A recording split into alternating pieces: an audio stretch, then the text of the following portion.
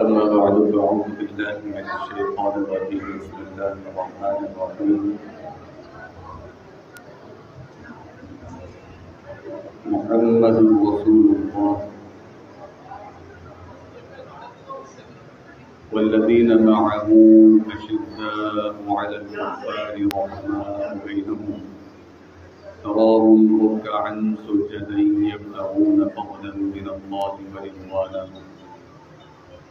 صدق الله العظيم وصدق رسوله النبي الكريم ونحن على ذلك من الشاهدين والشاكرين والحمد لله رب العالمين.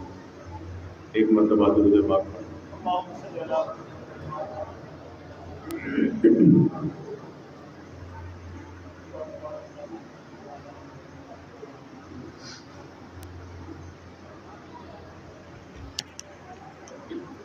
ایک دو باتیں آپ حضرات سے کروں گا اور اس کے بعد اجازت چاہوں گا، کیونکہ ہماری یہ کلاس ہے، کلاس کا ایک اختتامی حصہ ہے، تو ہم انشاءاللہ کلاس کے متعلقہ ہی باتیں کریں گے۔ سب سے پہلی بات ہمارے ذہن میں یہ ہونی چاہیے کہ صحابہ اور اہل بیت یہ الگ الگ نہیں، آپس میں ایک ہی۔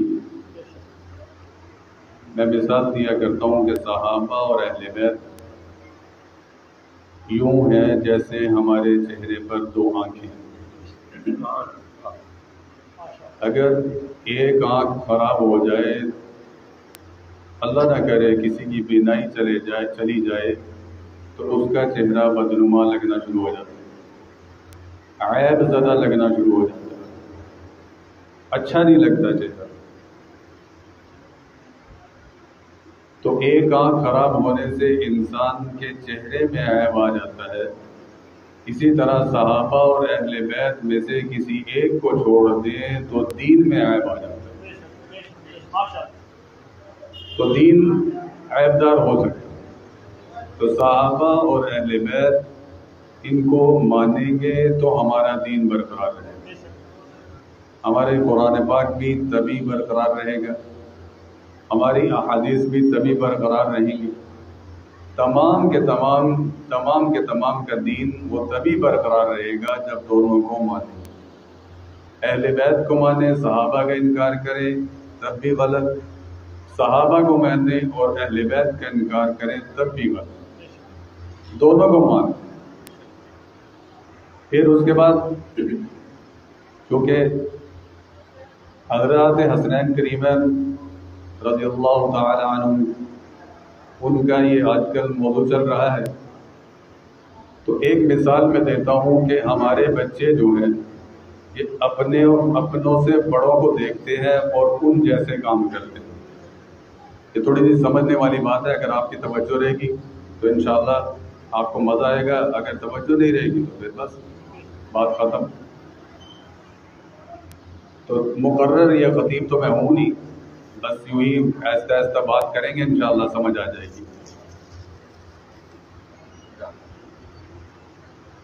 تو ہمارے بچے اپنے سے بڑوں کو دیکھتے ہیں، گھروں کے اندر بھی بچہ وہی کرتا ہے جو اپنے والد کو دیکھتا ہے۔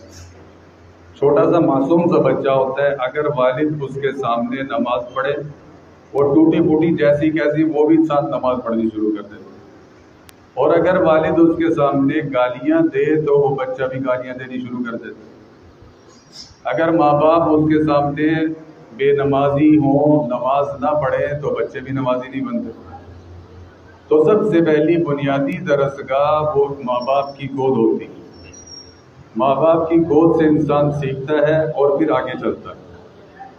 حضرات حسنین کریمین رضی اللہ تعالی عنہ یہ معصوم بچے تھے، ان کے بڑے کون تھے؟ بولیں، ان کے بڑے کون تھے؟ صحابہ کرام، حضرت ابو بکر صدیق رضی اللہ تعالی عنہ، حضرت عمر رضی اللہ تعالی عنہ، حضرت عثمان رضی اللہ تعالی عنہ، حضرت علی رضی اللہ تعالی عنہ۔ حضرت علی رضی اللہ تعالیٰ عنہ کا نکاح ان حضرات کے بعد ہی ہوا نا، تو بچپن میں انہوں نے کن کو دیکھا؟ صحابہ کرام کو، بڑے بڑے اکابرین کو، اور پھر انہوں نے وہی عمل کیا جو بڑوں کو دیکھا۔ ہم کہتے ہیں کہ حضرت حسین رضی اللہ تعالی عنہ کتنے دن ان کا کربلا میں پانی بند رہا؟ کربلا میں کتنے دن پانی بند رہا؟ 3 دن۔ اور حضرت عثمان رضی اللہ تعالی عنہ کا پانی کتنے دن بند رہا؟ 40 دن۔ سبق کہاں سے ملا؟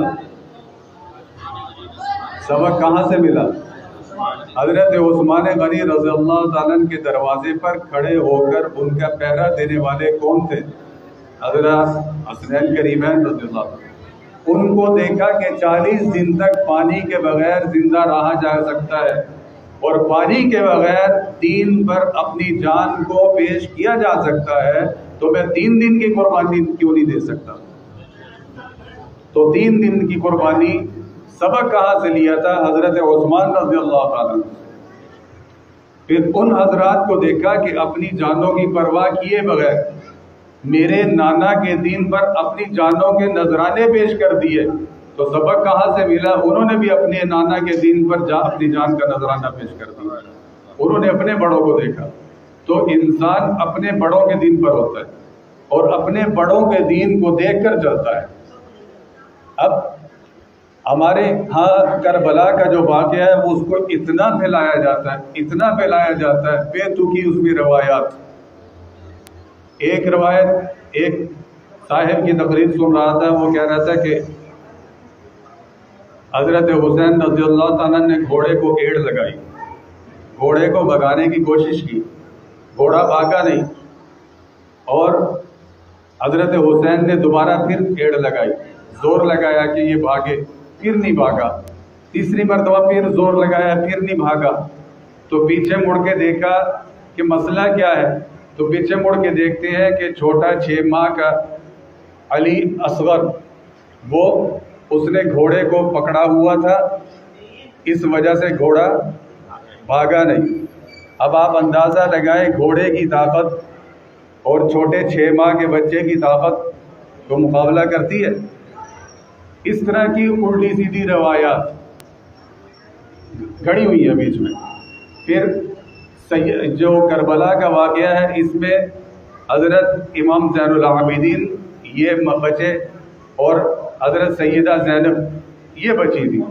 اب آپ اندازہ لگائیں کہ یہ دو، ایک بالکل معصوم بچہ ہے اور ایک عورت ہے، اور نبی کے گھرانے کی عورت ہے، کیا وہ یوں چیخ و پکار کریں گے؟